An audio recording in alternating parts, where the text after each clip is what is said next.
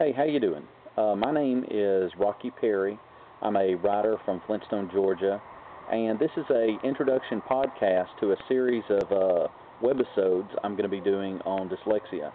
I'm dyslexic myself. I was diagnosed in the early 80s in first grade when I received my diagnosis. I'm one of 70% of dyslexics who do not also have ADHD, and we are living in an era when dyslexia is becoming less diagnosed, mainly because of that 30% that are being re-diagnosed as autistic, high-functioning autistic on the autistic spectrum disorder spectrum. My son's autistic. My family has the genetic components to be predisposed for dyslexia, and a lot of you have questions. The truth is there's many dyslexics who have questions that are just entering an era where we have video media of people who can be informative instead of all the great articles that are out there. So this YouTube gives us a chance to search and find me, and I'm willing to help you out, give you advice. You can post a question down here. I can put it in future webisodes. But essentially what we want to talk about is the causes, the challenges, and solutions to dyslexia. If you are wondering where I stand, there's a variety of explanations for dyslexia, but the vast majority of people that are really curious about its cause believe that it is genetic, typically passed down through the father, but not always. And it essentially just means that the biological makeup of your brain processes language in a different area than most traditional people. And basically this is a very inefficient part of the brain. So a lot of dyslexics will have trouble processing intake of information and then processing and outputting information, whether it's writing, speaking, listening, or learning. They basically have more difficulty, especially in adolescence, because that's when our brains are mostly developing, and it's a very inefficient part of our brain.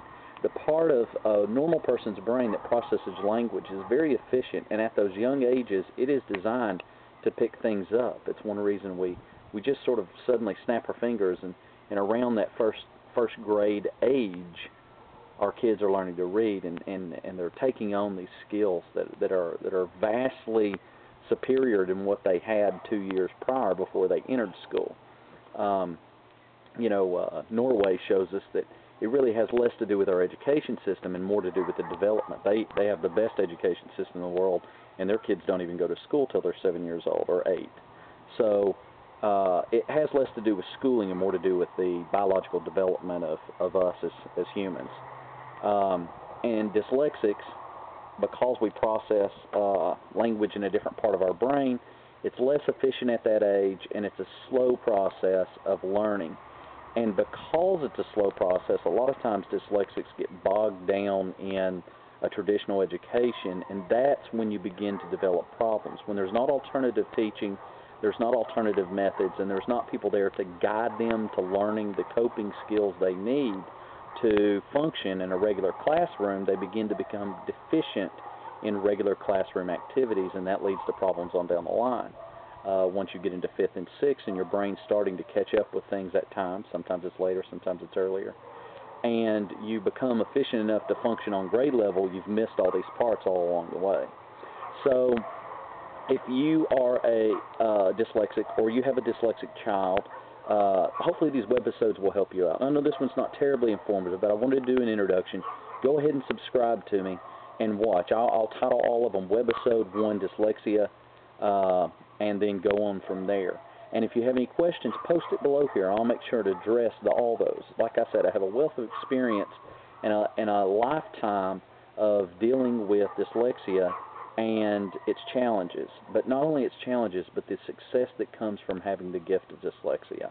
I'm a published author. I'm a degree-holding teacher in Chattanooga, Tennessee, and know that your child or you are not limited by dyslexia as much as you are entitled by dyslexia to having a way of thinking and a outlook on life that others really don't, and it gives you an advantage. If you look at every innovator in the last 300 years, everyone sort of points back to how they were dyslexic, whether it's Edison or whether it's Einstein or whether it's Steve Jobs. You know, we're an elite group and take pride in that because sometimes we can't screw in a light bulb, but we did invent them. Just be patient with your children, be patient with yourself, and again, add any questions you want and look for further webisodes on down the road. Thank you. Have a good day.